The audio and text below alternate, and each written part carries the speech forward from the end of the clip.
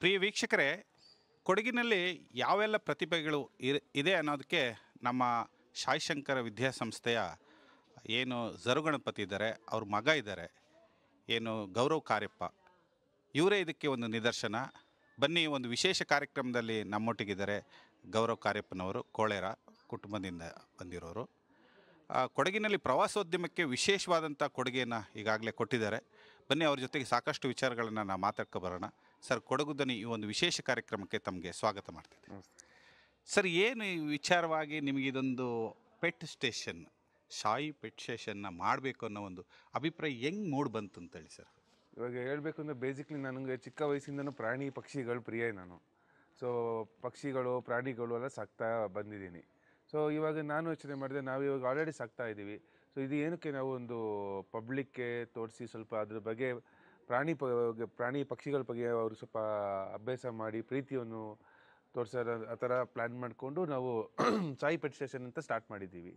So ಇದರಲ್ಲಿ ನಮ್ಮ ಹತ್ರ ಬಂದು ಆಲ್ಮೋಸ್ಟ್ ಎಲ್ಲ ಪ್ರತಿಯೊಂದು ಬರ್ಡ್ಸು, ಕೋಳಿಗಳು, ಮಿನಿಯೇಚರ್ ಆ್ಯನಿಮಲ್ಸು, ನಾಯಿಗಳು, ಕ್ಯಾಟ್ಸು ಎಲ್ಲ ಎಕ್ಸಾಟಿಕ್ ಥರದಂಥ ಆ್ಯನಿಮಲ್ಸ್ ನಮ್ಮ ಹತ್ರ ಇದೆ. ಎಲ್ಲ ಪ್ರತಿಯೊಂದು ಬಂದು ಎಲ್ಲ ಇಂಪೋರ್ಟೆಡ್ ವೆರೈಟಿ. ಯಾವುದು ಇಂಡಿಯನ್ ಬರ್ಡ್ಸು ಆ್ಯನಿಮಲ್ಸ್ ಸಾಕಂಗಿಲ್ಲ, ಅದೆಲ್ಲ ಇಲ್ಲಿಗಲ್ ಬರ್ತದೆ. ಇದು ಬಂದು ನಮ್ಮದು ಎಲ್ಲ ಬೇರೆ ಬೇರೆ ಕಂಟ್ರಿದು ಆ್ಯನಿಮಲ್ಸ್ದು ಇಂಪೋರ್ಟ್ ಮುಂಚೆ ಯಾರೆಲ್ಲ ಮಾಡಿರ್ತಾರೆ ಅವ್ರ ಕೈಯಿಂದ ಮರಿಗಳನ್ನ ನಾವು ತಗೊಬಂದು ಇಲ್ಲಿ ಮಾಡ್ಕೊಂಡಿದ್ದೀವಿ. ನಮ್ಮ ಹತ್ರ ಇವಾಗ ಬಂದು ಮಿನಿಯೇಚರ್ ಅಂತ ಹೇಳಿದರೆ ಮಿನಿಯೇಚರ್ ಟಾಟಾಯ್ಸ್ ಅಂತ ಬರುತ್ತೆ, ರೆಡ್ ಟೇಲ್ ಟಾಟಾಯ್ಸ್ ಅಂತ, ಟರ್ಟಲ್ಸ್ ಅಂತೆಲ್ಲ ಬರುತ್ತೆ, ಅದು ಇದೆ. ಶುಗರ್ ಗ್ಲೈಡ್ರು, ಹೆಡ್ ಜೋಕ್ಸ್ ಅಂತೆಲ್ಲ ಮುಳ್ಳಂದಿ ಥರ ಬರುತ್ತೆ, ಹೆಡ್ ಜೋಕ್ ಅಂತ, ಆ ಥರ ವೆರೈಟಿ. ಬರ್ಡ್ಸಲ್ಲಿ ತುಂಬ ಮಿನಿಯೇಚರ್ ಇದೆ, ಎಕ್ಸಾಟಿಕ್ಕು ಇದೆ. ಕೋಳಿಯಲ್ಲಿ ಬಂದು ಚಿಕ್ಕ ವೆರೈಟಿ, ಒಂದು 100 ಗ್ರಾಮ್ಸಿಂದ ಹಿಡಿದಿರೋ ಕೋಳಿಯಿಂದ ಹಿಡಿದು ನಮ್ಗೆ 20 kg ಕೋಳಿವರೆಗೂ ನಮ್ಮ ಹತ್ರ ಇದೆ. ಅಲ್ಲಿಂದ ಶುಗರ್ ಗ್ಲೈಡ್ರು ಮತ್ತು ಇದು ಇಗ್ವಾನಗಳು ಅಂತ ಹೇಳ್ತೀವಿ, ಗೊದ್ದ ಥರ ಬರುತ್ತೆ, ಇಗ್ವಾನಾಸ್ ಅಂತ, ಅದೆಲ್ಲ ಇಂಪೋರ್ಟೆಡ್. ಅದು ಡ್ರ್ಯಾಗೋ ಅಂತ ಹೇಳ್ತೀವಿ. ಮತ್ತು ನಮ್ಮಲ್ಲಿ ಸ್ಪೆಷಲಾಗಿ ಬಂದಿರೋದು ಬೆಂಗಾಲ್ ಕ್ಯಾಟ್ ಅಂತ ಹೇಳ್ತೀವಿ. ಅದು ಬಂದು ನಮ್ಮ ಚಿರತೆ ಥರ ನೋಡೋಕ್ಕೆ ಇರೋದು, ಮಾರ್ಕಿಂಗ್ಸು ಬೆಕ್ಕುನೇ ನೋಡೋಕ್ಕೆ, ಅದು ಒಂದು ಎಕ್ಸಾಟಿಕ್ಕು. ಅಲ್ಲಿಂದ ಬಾಲ್ ಪೈಥಾನ್ ಸ್ನೇಕ್, ಅದೆಲ್ಲ ಬಂದು pet snake, African breed pet snake, fully hand tamed, ಅದು ನಮ್ಮ ಹತ್ರ ಇದೆ. ಅಲ್ಲಿಂದ ತುಂಬ ವೆರೈಟಿ ನಾಯಿಗಳಿದೆ. ನಾಯಿಗಳಲ್ಲೇ ಸುಮಾರು ನನ್ನ ಜರ್ಮನ್ ಶೆಪರ್ಡ್ ಡಾಗ್ಸ್ಗಳಿದೆ, ಎಲ್ಲ German import blood line dogs ಇದೆ. ಮತ್ತು ಬೇರೆ ಟಾಯ್ ಬ್ರೀಡ್ಸ್ ಎಲ್ಲ ಎಕ್ಸಾಟಿಕ್ ಪೂಡಲು, ಬಿಶಾನ್ ಫ್ರೀಸ್, ಆ ಥರ ನಾಯಿಗಳಲ್ಲೇ ಇದೆ. ಸೊ ಇದೆಲ್ಲ ಪ್ರತಿಯೊಂದು ಪಬ್ಲಿಕ್ಗೆ ತೋರ್ಸೋಣ, ಸ್ವಲ್ಪ ಬ್ರೀಡ್ ಸ್ಟ್ಯಾಂಡರ್ಡ್ಸು, ಬ್ರೀಡ್ಸ್ ಗೊತ್ತಾಗಲಿ ಅಂತ ನಾವು ಒಂದು ಉದ್ದೇಶದಲ್ಲಿ ಸಾಯಿ ಪೆಟ್ ಸ್ಟೇಷನ್ ಅಂತ ನಾವು ಓಪನ್ ಮಾಡಿರೋದು. ಪ್ರತಿಯೊಂದು ನೀವು ಜನರು ಬಂದರೆ ಬಾಲ್ ಪೈಥಾನಿಂದ ಹಿಡಿದು ಪ್ರತಿ ಬರ್ಡ್ಸು ಮತ್ತು ಗ್ಲೈಡರ್ಸು, ಹೆಡ್ ಜೋಕ್ಸ್ ಎಲ್ಲ ಟಚ್ ಮಾಡ್ಬೋದು, ಎಲ್ಲ ಕೈಯಲ್ಲಿ ಫೀಲ್ ಮಾಡ್ಬೋದು. ಎಲ್ಲ ಹ್ಯಾಂಡ್ ಟೇಮ್ಡು, ಏನು ತೊಂದರೆ ಇಲ್ಲದಂಥ ಪ್ರಾಣಿಗಳು. ಸರ್, ಈಗ ವಿಶೇಷವಾಗಿ ಕೊಡಗಿನಲ್ಲಿ ಒಂದು ಪ್ರವಾಸೋದ್ಯಮಕ್ಕೆ ಒಂದು ಹೊಸ ಗರಿಯನ್ನು ನೀವು ತಗೊಂಬಂದಿದ್ದೀರಿ. ಸರ್, ಈ ಪ್ರವಾಸೋದ್ಯಮದವರು ಯಾರು ಪ್ರವಾಸಿಗರು ಬರ್ತಾರೆ ಅವ್ರಿಗೆ ಏನು ಎಲ್ಲ ವ್ಯವಸ್ಥೆಗಳನ್ನ ಇಲ್ಲಿ ಮಾಡಿದ್ರಿ? ಪಾರ್ಕಿಂಗ್ ಆಗಿರ್ಬೋದು, ಇನ್ನೊಂದು ಎಲ್ಲ. ಸರ್, ಅದೇ ಇವಾಗ ಕೂರ್ಗಲ್ಲಿ, ನಮ್ಮ ಸೌತ್ ಕೂರ್ಗಲ್ಲಿ ಸ್ವಲ್ಪ ಟೂರಿಸಮ್ ಪ್ಲೇಸ್ ಬೇಕು ಅಂತಲೂ ನಾವು ನೋಡ್ತಾ ಇದ್ದೀವಿ. ನಾವು ಒಂದು ರಿಸಾರ್ಟ್ ನಡೆಸ್ತಾ ಇದ್ದೀವಿ. ಹಾಗಾಗಿ ಒಂದು ಟೂರಿಸಮ್ ಪ್ಲೇಸ್ ಬರಲಿ ಅಂತ ಈ ಪೆಟ್ ಸ್ಟೇಷನ್ ಓಪನ್ ಮಾಡಿರೋದು. ಇದು ಬಂದು ಬೆಳಿಗ್ಗೆ 11 o'clock ಸಾಯಂಕಾಲ 7 o'clock ಓಪನ್ ಇರ್ತದೆ.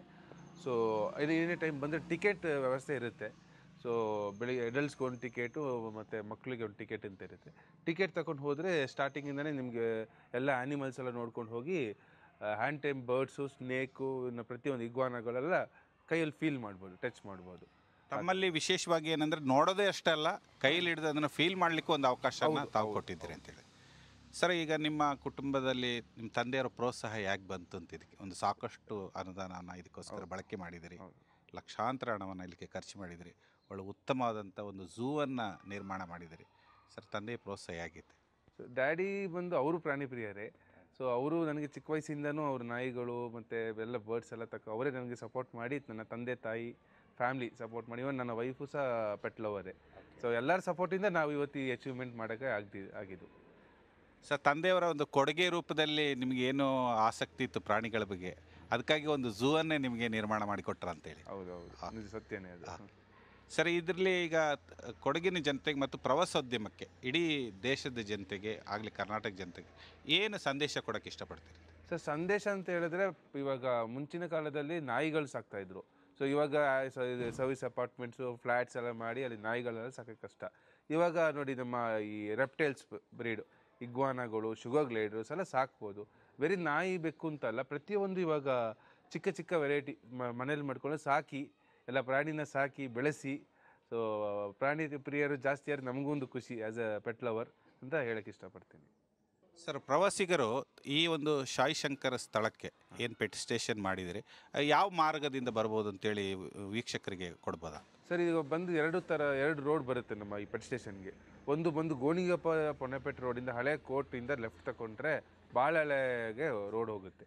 ಅಲ್ಲಿ ಬಂದರೆ ಒಂದು 1 ಕಿಲೋಮೀಟರ್ ಡಿವಿಯೇಷನ್ ಇದೆ, ಅದು ನಮ್ಮ ಇಲ್ಲಿಗೆ ಬರುತ್ತೆ. ಇನ್ನೊಂದು ಬಂದು ಪೊನ್ನೆಪೇಟೆ ಮೇನ್ ಬಸ್ ಸ್ಟ್ಯಾಂಡಿಂದ ಆಟೋ ಸ್ಟ್ಯಾಂಡಿಂದ ಬಂದರೆ 900 ಮೀಟರ್ಸಲ್ಲಿ ನಮ್ಮ ಪೆಟ್ ಸ್ಟೇಷನ್ ಬೋರ್ಡ್ ಸಿಗುತ್ತೆ.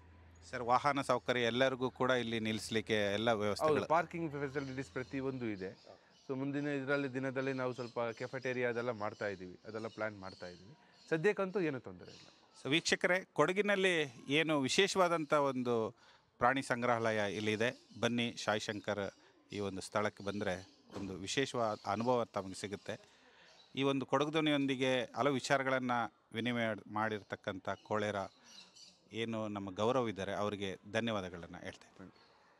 ಇಗ್ವಾನಾ ಅನ್ನೋ ಬ್ರೀಡ್ ಇದೆ, ಇದೆಲ್ಲ ಫಾರಿನ್ ಬ್ರೀಡ್. ಇದು ಬಂದು ಪ್ಯೂರ್ ವೆಜಿಟೇರಿಯನ್, ಇದು ಬರೀ ಪ್ಯೂರ್ ವೆಜಿಟೇರಿಯನ್ ಮಾತ್ರ ತಿನ್ಬೋದು. ಇದು ಆಲ್ಮೋಸ್ಟ್ 5 feet ಜನಕ್ಕೆ grow up. Hand tame, completely hand tame, easy maintenance. Hi ಎಲ್ಲೋ, ನಾನು ನಿಮ್ಮ ಕಾಣತಂಡ ಬೀನಾ ಜಗದೀಶ್. ಕೊಡಗು ಧ್ವನಿ ಡಿಜಿಟಲ್ ಮೀಡಿಯಾದಿಂದ ನಮ್ಮ ಚಾನಲ್ನ ಲೈಕ್ ಮಾಡಿ, ಶೇರ್ ಮಾಡಿ, ಸಬ್ಸ್ಕ್ರೈಬ್ ಮಾಡಿ.